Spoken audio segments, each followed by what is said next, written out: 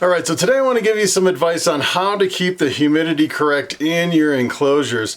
And it's kind of interesting, when I first started out, I was getting into ball pythons, and especially with the rack system, you're thinking, wouldn't it be nice if I actually had little humidity probes in every single tub? And that works pretty good if you have just a couple snakes, but once you get to the point where I have like all these tubs behind me, I have hundreds of tubs in this room, and to actually put a humidity probe in every tub would be a logistical nightmare. It'd probably be more expensive than all my racks put together. So you really have to find a different approach when you're monitoring humidity in the tubs. And what I actually use, I kind of wanted to show you what I'm using in my tubs right now. I'm using this Pro Coco coconut husk chip. I actually buy this stuff by the pallet. It's a really thick block, and you actually put it in water. I dunk it in water and soak it just for a few seconds, and then put it in a plastic tote, and it expands. It'll expand, I would say, probably maybe 6 or 7 times this. It'll fill a whole tote, this one block. It's pretty incredible how much it expands. And when you first put it in, I'd say it almost has the perfect humidity. And then, especially in a really dry Colorado climate here, it tends to dry out a lot. And I found if I actually put too much water in my tubs to really hydrate the coconut husk, a lot of times I'll actually get mold, which you definitely don't want. So you kind of have to find this balance between not having too much humidity in there and having just enough. You definitely don't want them to dry out all the way.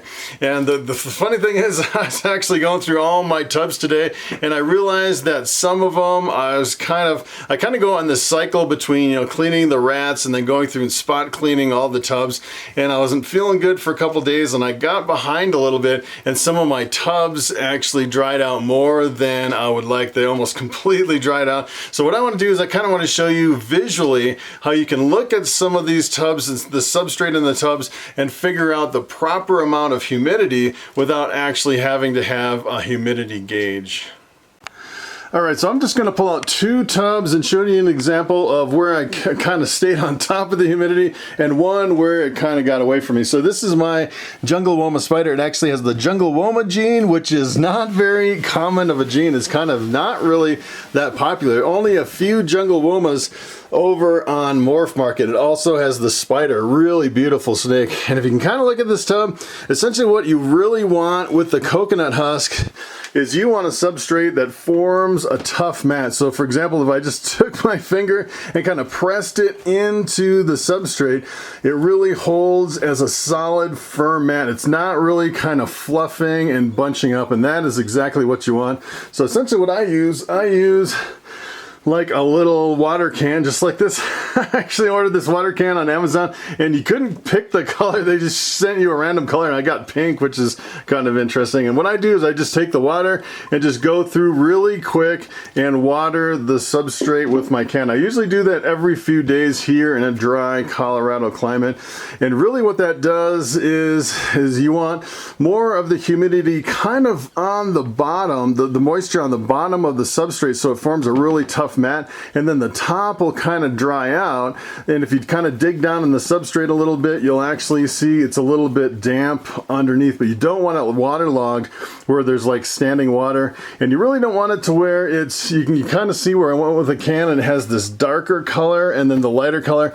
You really don't want the whole thing the dark color, because that means you have too much moisture down in your substrate and you're pretty much waterlogging the whole thing. So kind of the perfect balance would be to actually water it down, and then maybe a day or 2 later you want this dry up on top, so the top is really dry, but you definitely want the humidity underneath where it forms a solid mat.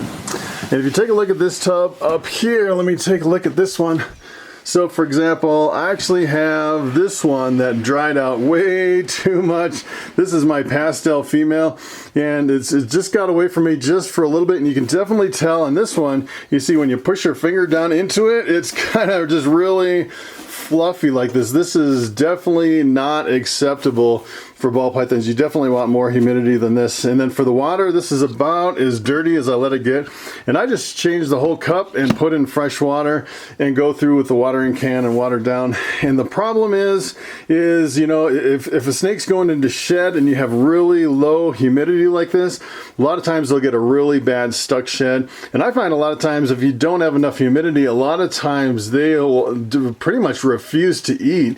If you're having problems with your ball python eating, it could be from not enough humidity in your enclosure.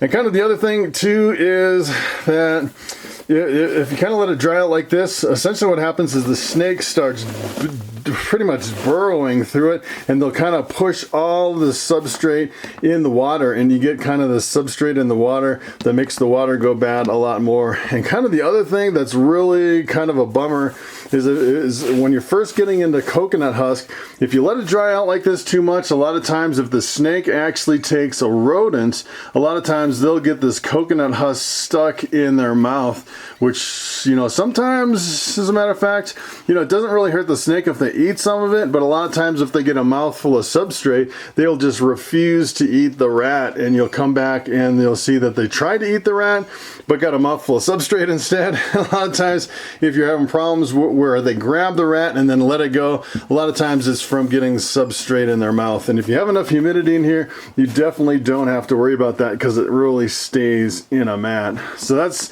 kind of a few things you really want to watch when you're using the coconut husk substrate. And I definitely don't like to let it dry out this much. I usually go through, I'd say every 3 to 4 days, and then spot clean and make sure all the humidity, and really it depends on the humidity of your climate. So for example, if you live like in Florida in a tropical rainforest or something, you probably don't have to worry about it, but here in Colorado, it's really a problem with the substrate drying out. All right, so it is time for the question of the day. And Cade asks, if I'm using a heat mat and a heat emitter, do I need a separate thermostat for both? And that is a very good question. As a matter of fact, if you're using a heat emitter or a heat lamp or some kind of a radiant heat panel, you definitely need to control the temperature on that heat emitter. So there's several ways you can actually do it. As a matter of fact, I have a heat lamp on my tortoise up in my bedroom in the enclosure. And essentially what I did is I chose the smallest heat lamp that I could possibly find and the smallest bulb that I could find in that heat lamp. And I found out if I put it directly on the screen, right on the enclosure, it actually heats up the tortoise to the perfect temperature. I actually take a little heat gun, one of those little digital heat guns, the infrared ones, and I can actually figure out the temperature directly on the tortoise. And that's essentially what you want to do. You can actually figure out, you know, kind of downsize your heat emitter and get the right one. Or alternatively, what you can actually do is you can bring that heat emitter up and down closer or further from your enclosure to kind of get the right distance. Or what you can actually do is you can put them on kind of a rheostat. They have little dials that you can plug into and kind of dim down the temperature. The problem is if someone actually bumps that dial and cranks it up, you can run into some problems. You definitely want to probably set it and then like tape it down or something like that so it doesn't move. You kind of dial it in. And the other thing you can actually use is we actually had a red-eyed green tree frog, and we had a pretty fancy setup on that one. We actually had a thermostat that is adjustable as far as you can actually plug a heat emitter into it and then take the probe from that and put it right under the heat lamp at a certain distance. And that's kind of what I have on my reticulated python too. And you definitely need like a dimming temperature controller so it'll actually dim the temperature of the heat emitter. And that's probably the best way. The problem with that is, especially with my reticulated python, I found that a lot of times he'll actually take the probe and he'll move it like straight down and flat against the wall, so it's not directly under the heat emitter. So you kind of have to make some adjustments to account for the position of the heat emitter. As a matter of fact, I've seen some people taking like the little door stops from a door that had the spring on them and put that in an enclosure and then put the probe through the door stop so it's actually rigid and in a fixed position right below the heat emitter, so you can actually get it in the proper position so nothing can really knock it out of the way. And that's really what you'd want to get, you know, really the right temperature. You definitely don't want to overheat from the top. And the other thing is especially with ball pythons, if you're using a heat emitter or a heat lamp, a lot of times it'll dry out the substrate more than just a mat from underneath. So I'd say you'd really have to stay on top of keeping enough humidity in the enclosure. Maybe go through and add some extra water, probably maybe every day, maybe every other day. Another option would be to actually use a fogger in addition with the heat emitter, so you can actually use like a humidity probe and kind of go that way. So what I'm going to do is I'm going to leave you some drone footage. I actually took the drone out. It was a really nice day. I got some really awesome footage flying my drone up here in the mountains of Colorado. So thanks for watching, and I will see you in the next video.